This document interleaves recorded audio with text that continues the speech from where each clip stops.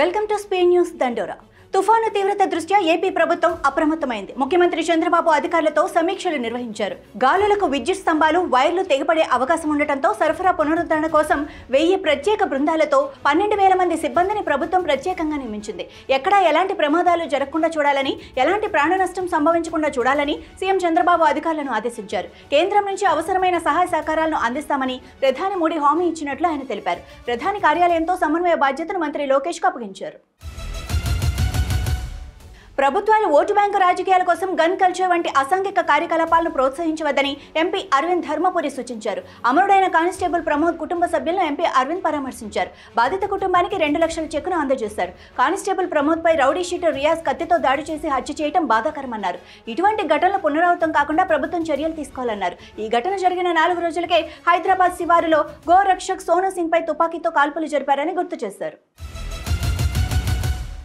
మోంతా తుఫాన్ నేపథ్యంలో తెలంగాణ సర్కార్ అప్రమత్తమైంది. ఉన్నతాధికారులు, జిల్లా కలెక్టర్లతో వీడియో కాన్ఫరెన్స్ నిర్వహించిన మంత్రి ఉత్తమ్ కుమార్ రెడ్డి ప్యాడీ రక్షణకు అన్ని శాఖలు సమన్వయం చేసుకోవాలని సూచించారు. ప్యాడీ రక్షణపై దృష్టి పెట్టి వర్షాలతో ధాన్యం దెబ్బతినకుండా చర్యలు తీసుకోవాలని ఆదేశాలు జారీ చేశారు. రైతు ప్రాధాన్యాన్ని గుర్తించి చర్యలు తీసుకోవాలని అధికారులకు సూచించారు. ధాన్యంపై కప్పేందుకు టార్పలిన్ ఉపయోగించాలని, నిల్వ ఉన్న ధాన్యాన్ని తక్షణమే రైస్ మిల్లులకు తరలించాలన్నారు.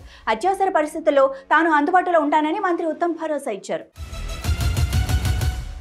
కేంద్ర విదేశాంగ మంత్రి జైశంకర్ న్యూజిలాండ్ ప్రధానమంత్రి క్రిస్టోఫర్ లక్సన్తో సమావేశమయ్యారు. మలేషియా విదేశాంగ మంత్రి మహమ్మద్ హాజీ హసన్తోనూ భేటీ అయ్యారు. న్యూజిలాండ్ ప్రధానమంత్రితో జరిగిన సమావేశంలో నరేంద్ర మోడీ తరపున ఆయనకు శుభాకాంక్షలు తెలిపారు. భారత్, న్యూజిలాండ్ల మధ్య ద్వైపాక్షిక సహకారాన్ని ముందుకు తీసుకెళ్లడానికి, స్వేచ్ఛాయుతమైన బహిరంగ ఇండో పసిఫిక్ ను పెంపొందించడానికి క్రిస్టోఫర్ లక్సన్ నిబద్ధతను స్వాగతిస్తున్నామని సమావేశం అనంతరం జైశంకర్ ఎక్స్లో ఒక పోస్ట్ చేశారు. టర్కీలోని పశ్చిమ ప్రాంతంలో సోమవారం భూకంపం సంభవించింది. రిక్టర్ స్కేలుపై దీని తీవ్రత 6.1గా నమోదైంది. Disaster and emergency management agency ప్రకారం భూకంప కేంద్రం బాలకేసి ప్రావిన్స్లోని సందిర్గి పట్టణంలో ఉండగా ప్రకంపనలు ఇస్తాంబుల్, బుర్సా, మనీషా, ఇజ్మీ ప్రావిన్స్లలో కూడా సంభవించాయి. స్థానిక కాలమానం ప్రకారం రాత్రి 10:48 5.99 కిలోమీటర్ల లోతులో భూకంపం సంభవించింది. ఈ ప్రకంపనల ధాటికి సిందిర్గి పట్టణంలో 3 భవనాలు, 2 అంతస్తుల దుకాణం కూలిపోయాయి. ఇప్పటి వరకు ఎలాంటి ప్రాణ నష్టం జరగలేదని అధికారులు తెలిపారు. మాజీ మంత్రి బీఆర్ఎస్ సీనియర్ నేత తన్నీరు హరీష్ రావు కుటుంబంలో తీవ్ర విషాదం నెలకొంది. ఆయన తండ్రి తన్నీరు సత్యనారాయణ ఈ రోజు తెల్లవారుజామున కన్నుమూశారు.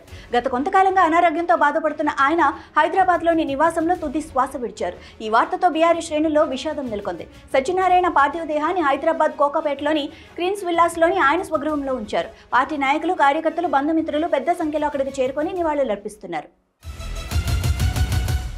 తెలుగు రాష్ట్రాల్లో ప్రకంపనలు రేపిన నకిలీ మద్యం తయారీ కేసులో కీలక నిందితుడు A1 అద్దేపల్లి జనార్దన్, అతని సోదరుడు A2 Addepalli Jaganmohan police custody కొనసాగుతోంది. 4 రోజులుగా ఎక్సైజ్ శాఖ అధికారులు ఇద్దరిని కస్టడీకి తీసుకుని విచారిస్తున్నారు. నకిలీ మద్యం తయారీకి సంబంధించి స్పిరిట్ గోవా నుంచి తీసుకొచ్చినట్లుగా జనార్దన్ అంగీకరించాడు. స్పిరిట్ ను జనార్దన్ కు బెంగళూరుకు చెందిన బాలాజీ, అతని తండ్రి సుదర్శన్ అందిస్తున్నట్లు గుర్తించి వాళ్లని అధికారులు అరెస్టు చేశారు. ముఖ్యంగా గోవా లింకులపై అధికారులు విచారణ ముమ్మరం చేయగా నకిలీ మద్యానికి సంబంధించి తయారీలో స్పిరిట్ కీలక పాత్ర పోషించినట్టుగా ఇప్పటికే అధికారులు గుర్తించారు. కాంగ్రెస్ పార్టీలో బీసీలకు ప్రాధాన్యత లేదని, మరో 3 నెలల్లో ప్రభుత్వాన్ని కూలదోస్తారని తెలంగాణ రాష్ట్రీయ లోక్దళ్ పార్టీ రాష్ట్ర అధ్యక్షుడు, మాజీ ఎమ్మెల్సీ కపిలవాయి దిలీప్ కుమార్ అన్నారు. ఎస్సీ, ఎస్టీ, బీసీ వర్గాలకు రాజకీయ లబ్ధి చేకూర్చేందుకే సామాజిక చైతన్య రథయాత్ర నిర్వహిస్తున్నట్లు తెలిపారు. కాంగ్రెస్ పాలన బీఆర్ఎస్ కంటే అధ్వాన్నంగా మారిందని విమర్శించారు. మహారాష్ట్రలో త్వరలో జరగనున్న స్థానిక సంస్థల ఎన్నికల్లో ప్రతిపక్షాన్ని పూర్తిగా తుడిచిపెట్టాలని బీజేపీ శ్రేణులకు హోంమంత్రి అమిత్ షా పిలుపునిచ్చారు. అందరం కష్టించి పనిచేసి ప్రతిపక్ష పార్టీల ప్రాతినిధ్యం భూతద్దంతో వెతికినా కనిపించని స్థాయికి తగ్గించాలన్నారు. మహారాష్ట్రలో బీజేపీ సొంతంగానే పనిచేస్తుందని, ఊతకర్రలపై ఆధారపడే పరిస్థితి లేదని స్పష్టం చేశారు. దేశంలో కుటుంబ రాజకీయాలకు కాలం చెల్లిందన్న విషయాన్ని మనం నిరూపించి చూపామని, పనితీరు, ప్రతిభ ఆధారంగా చేసే రాజకీయాల వల్లే దేశం ప్రగతి బాటన పయనిస్తుందని, ఇందుకు మన ప్రధాని నరేంద్ర మోడీయే చక్కని ఉదాహరణ అని షా తెలిపారు. ప్రైవేట్ ఆసుపత్రుల మాదిరిగానే రాష్ట్రంలోని ప్రైవేట్ మెడికల్ డెంటల్ కళాశాలల యజమానులు కూడా చంద్రబాబు ప్రభుత్వంపై తిరుగుబాటుకు సిద్ధమయ్యారు. పెండింగ్ బిల్లులు చెల్లించాలని, లేని పక్షంలో సమ్మెలోకి వెళ్తామని ఈ నెల 10నే AP private medical dental college managements association ప్రభుత్వానికి లేఖ రాసింది. నెట్వర్క్ ఆసుపత్రులకు చంద్రబాబు ప్రభుత్వం 3,000 కోట్లకు పైగా బకాయి పడిందన్నారు. ప్రభుత్వ ఉద్యోగాల్లో ట్రాన్స్జెండర్లకు రిజర్వేషన్లు కల్పించే విషయంలో సానుకూల నిర్ణయం తీసుకోవాలని ఏపీ రాష్ట్ర ప్రభుత్వానికి హైకోర్టు స్పష్టం చేసింది. కర్ణాటక రాష్ట్రం ట్రాన్స్జెండర్లకు ప్రభుత్వ ఉద్యోగాల్లో 1% రిజర్వేషన్ కల్పిస్తున్న నేపథ్యంలో మన రాష్ట్రంలో కూడా ప్రభుత్వం అలాంటి నిర్ణయమే తీసుకుంటుందని ఆశిస్తున్నామని తెలిపింది.